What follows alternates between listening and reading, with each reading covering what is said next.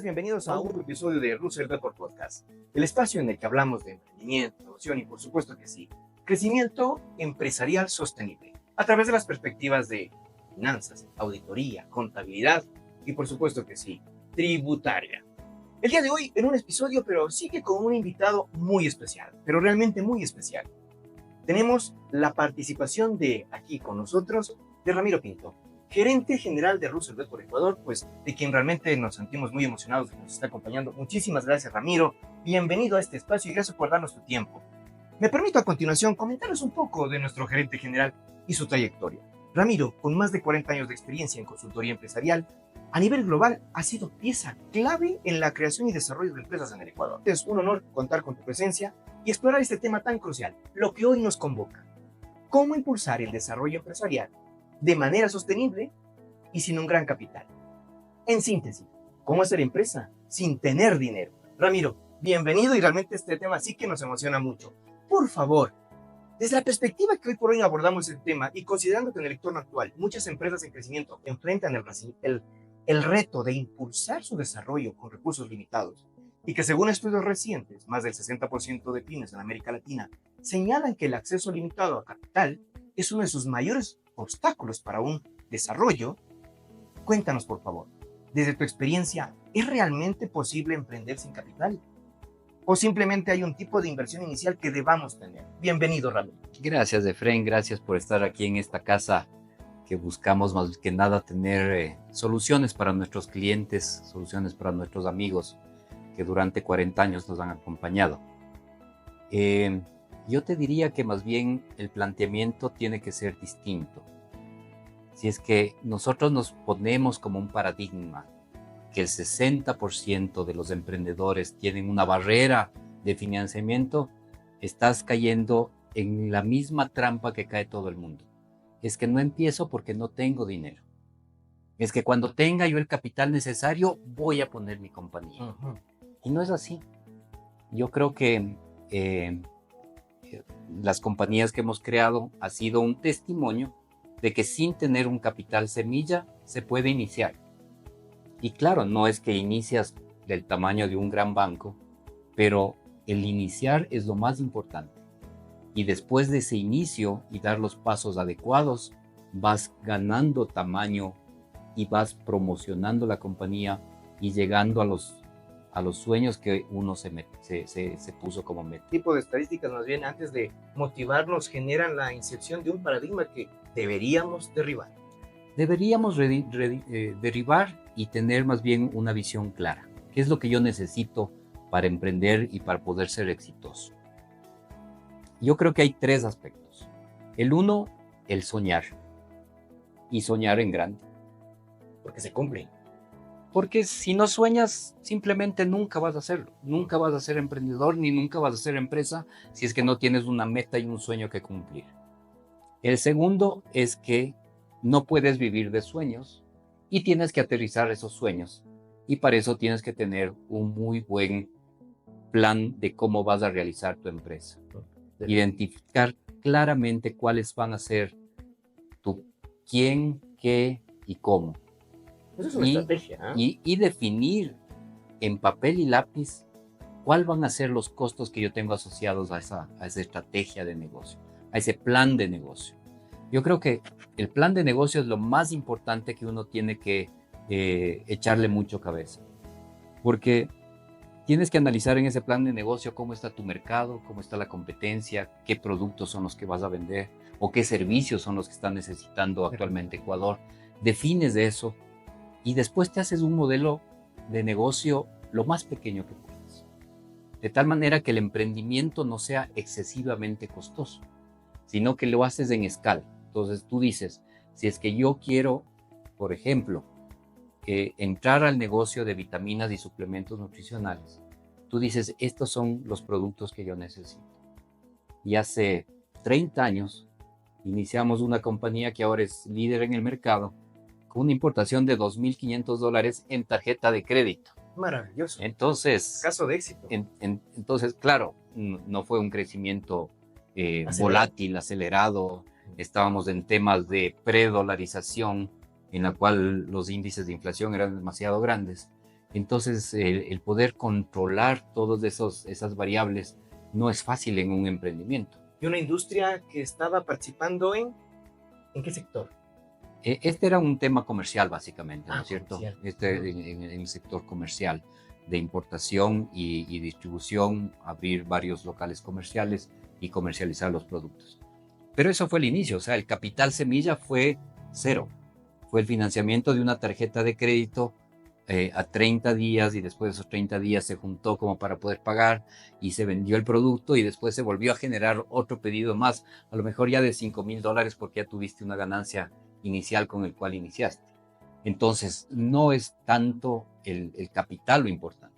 Lo importante es tener claro qué es lo que yo quiero hacer, cómo lo voy a hacer, y tener muy bien centrados toda esa planeación y ese plan de negocios. Y el tercer aspecto, una fe muy grande en Dios. Fe, creencia. Sí, yo creo que un convencimiento de que Él lucha las peleas nuestras.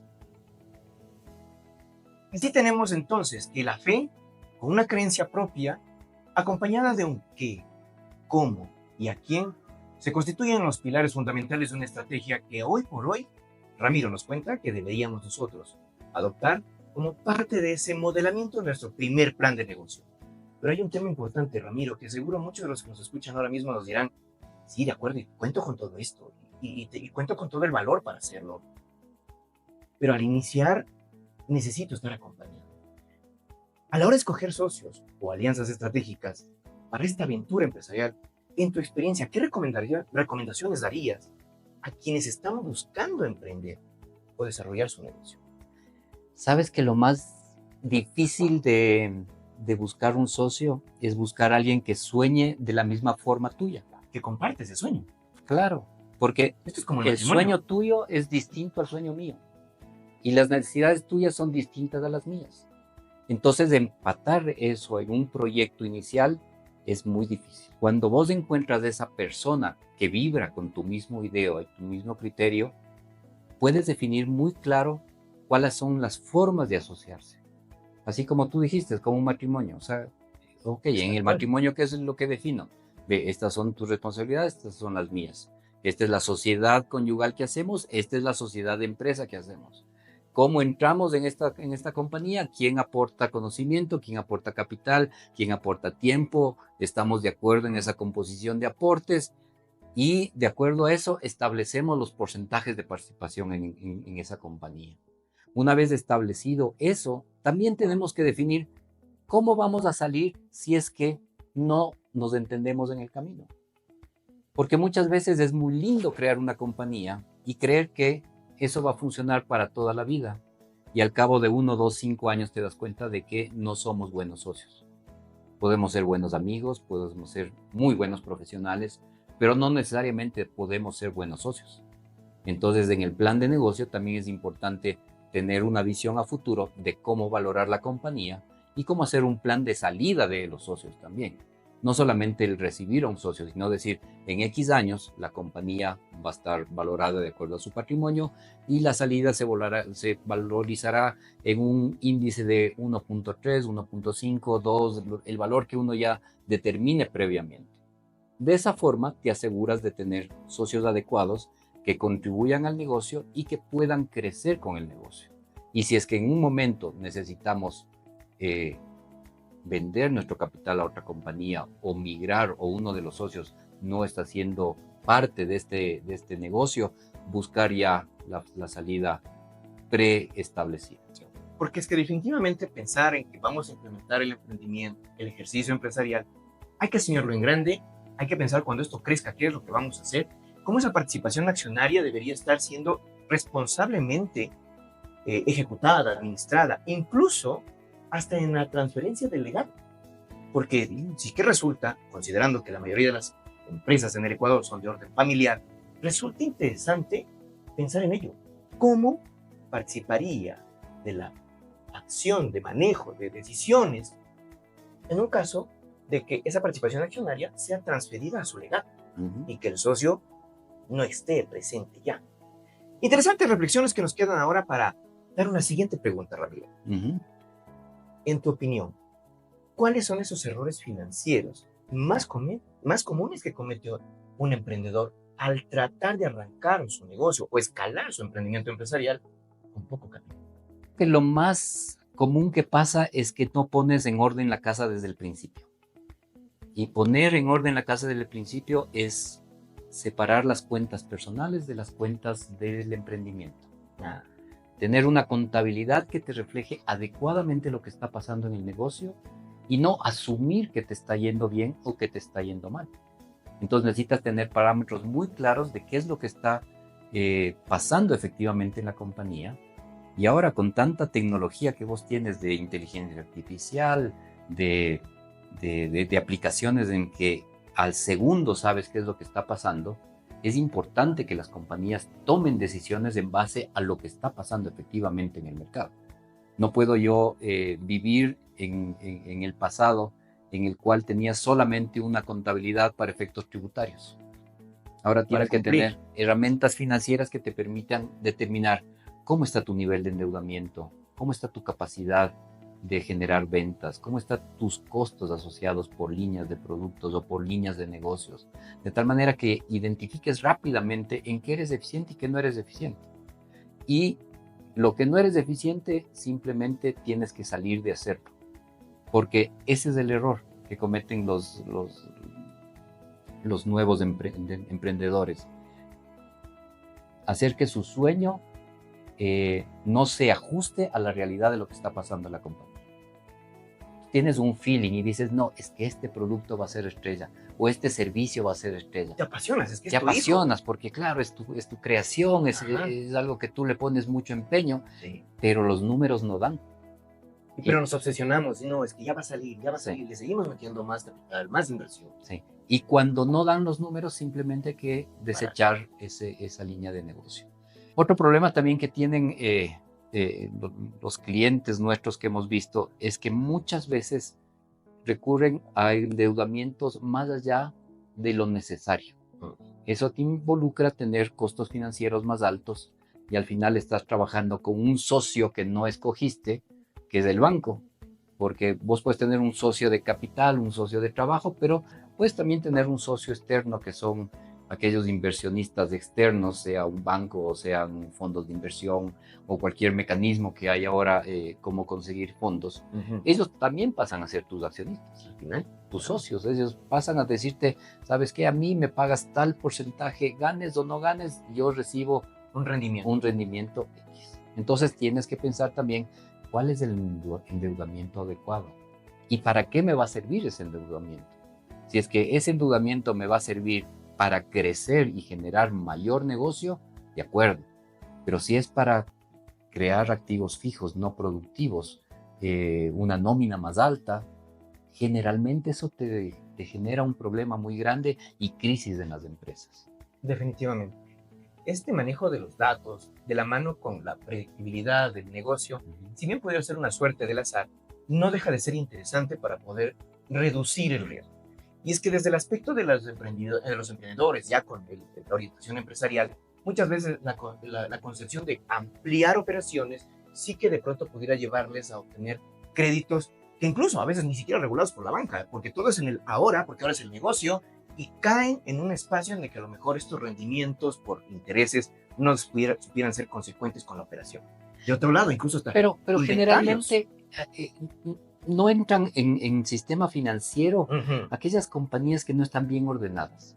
Aquellas compañías que no tienen ese plan de negocios en la que puedan presentar ante una institución financiera un financiamiento. Y es el peor error, ¿no? Caer en un financiamiento que no sea legal y formal. Claro. Puede ser la crisis y la quiebra de la empresa, ¿no? Entonces, yo creo que ese es también un talón de Aquiles. Definitivamente. E indicadores clave, como por ejemplo cuánto tienes en inventario, cuánto estás endeudado, cuánto tienes en nómina. Al final, como bien has mencionado, yo creo que sí que es importante tener, por ejemplo, el tema de cumplimiento tributario, pero más allá de cumplir, ¿qué tan bien lo estás haciendo? tu contabilidad.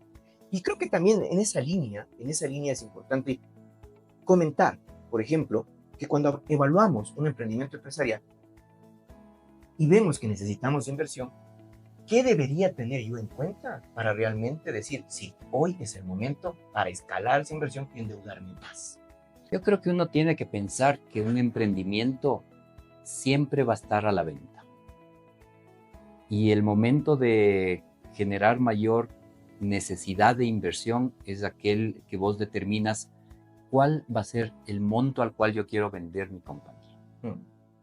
Entonces, si es que esa relación entre crecimiento y presencia mayoritaria en el mercado determina que vas a necesitar mayores recursos, puede ser una decisión inteligente y oportuna, ¿no es cierto? Porque al final el secreto está cuándo puedo vender esa compañía. Siempre a la venta. Siempre a la venta, siempre pensando en el que uno está generando esto, porque lo más seguro es que tú y yo en 100 años más no vamos a estar aquí. No, y alguien más estará administrando. Y alguien más estará aquí administrando las compañías. Y entonces tenemos que pensar que esas compañías pueden ser con una sucesión familiar o no. En el caso nuestro, por ejemplo, no hay una sucesión directa. Los hijos de los socios de Russell Bedford se enfocaron en otros tipos de negocios. Y no están en el negocio. Y no están en el negocio, entonces tienes que pensar que hay una sucesión interna que tiene que haber de empleados de la compañía o alguien externo que también pueda generar una compra de la empresa. Y para eso lo que haces es tener una presentación de la compañía lo más sana posible, de tal manera que esa rentabilidad sea interesante para un inversionista extranjero. Excelente filosofía. Un negocio que debes manejarlo y administrarlo, porque todo es temporal en esta vida, con criterios de siempre a la venta. Mi querido Ramiro, realmente sí que es enriquecedor escucharte con esa proyección de vida que tienes y con esas palabras que nos compartes con sentimiento entrecortado. Finalmente, ¿qué consejos les darías a aquellos que buscan emprender y que hoy por hoy ya están? Ok, voy a irme por la figura legal, ya no quiero ser el emprendedor de RUC de persona natural, quiero irme a una SaaS, quiero escalar, o de pronto, sociedad limitada. Vamos, ¿qué nos puedes ahí compartir, por favor, para quienes nos escuchan? Yo creo que lo primero es romper ese paradigma de que emprender es difícil. Yo creo que es realizable y hay que tener mucha tenacidad, mucha resiliencia y mucha constancia. Yo creo que el éxito de las empresas se dan en el mediano y largo plazo. Las personas que creen que en el primero, el segundo, el quinto año ya voy a ser rico y millonario, muy difícil. A lo mejor es contado 1 o 2 empresas en el mundo. Pero en cambio ves las empresas que han tenido 20, 30, 40 años, generalmente son exitosas porque han podido mantenerse en el tiempo y crecer en el tiempo, aportando al país, a sus empleados, a su sociedad, en el largo plazo. Entonces, la recomendación es empezar ahora. Empezar ahora, administración temporal, siempre a la venta y pensar siempre en qué, cómo y a quién. Han sido maravillosas reflexiones con Ramiro Pinto, gerente general de Russell Bedford Ecuador. Gracias una vez más, mi querido Ramiro, por acompañarnos en este espacio y será hasta una próxima oportunidad. Gracias, Efraín. Buen día para todos.